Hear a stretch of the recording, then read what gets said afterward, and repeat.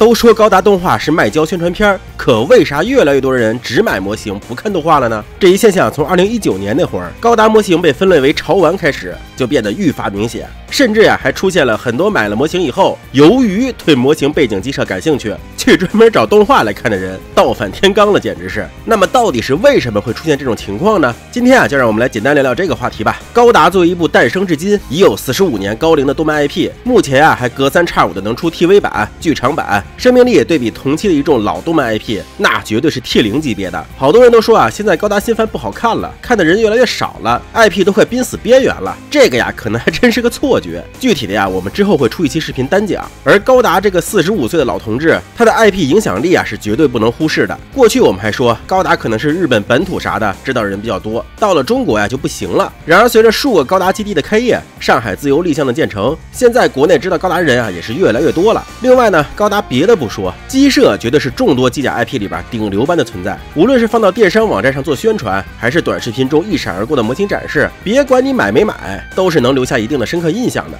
与之相反，高达动漫却很少在视频平台上获得多少关注。老动画对于路人来说呢，画质不能接受，新作品呢又有这样那样的问题。看看水魔，国内甚至都没有正式引进，而这也就造就了国内人通常都是通过线下店或者是电商平台了解到高达这个 IP， 对于用于宣传模型的动画反而知之甚少。虽然越来越多的人会认识到高达，进入高达模型圈是一个好事儿，但制作模型毕竟是需要一定动手能力的，以及拼装基础知识的，这就导致了很多不明所以的人在选购时呢，分不清什么是 HG、RG、MG、PG 的，以及怎么选择工具呢，制作时怎么处理水口什么的，这些都会成为困扰他们的问题。而且呢，这些路人粉的数量是有着明显增长趋势的。万代估计也是看到了这部分的诉求，作为一个真心真意想把自己模型卖出去的厂家，他还真专门制作了适用于路人粉宝宝体质的宣传片。最典型的就是高达模型君了。看到咱们现在国内模型购买力这么强，万代甚至还专门做了本地化，出了中文配音的高达模型君。这个系列短片我看了几集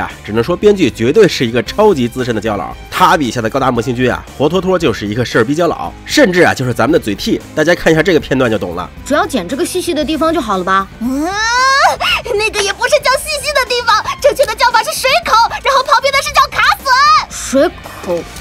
卡笋，卡斯文笋，卡笋，可算读对了，真棒真棒！高达模型君好麻烦。太真实了真的是太真实了。感觉日常生活中如果遇到想入坑的人，完全可以把这个片子甩给他，先让他恶补基础知识，比如最基础的工具需要哪些。其实拼过高达的都知道只要你没有那么讲究，有个剪钳基本就足够了，指甲刀挡和剪刀挡除外而现在的高达也出了一些免剪钳的拼装，可以说是把入门门槛降到令人发指的程度了。这也是为什么万代这些年模型扩圈速度会这么高。对于我们这些老胶佬来说什么免胶免剪钳那都是无所谓的天头。甚至为了让新人玩得更舒服，万代还会把很多拼装难度较高的细节给简化掉。这个对于老胶来说简直是负优化。但也正是因为这些优化，在新人眼里呢，高达拼装模型的难易度真的是越来越友好了。另外这部剧除了会教新人一些基础知识，对老胶佬来说也有不少看点。最典型的就是高达模型君会时不时脱口而出的高达名台词，看了之后真的是让人会心一笑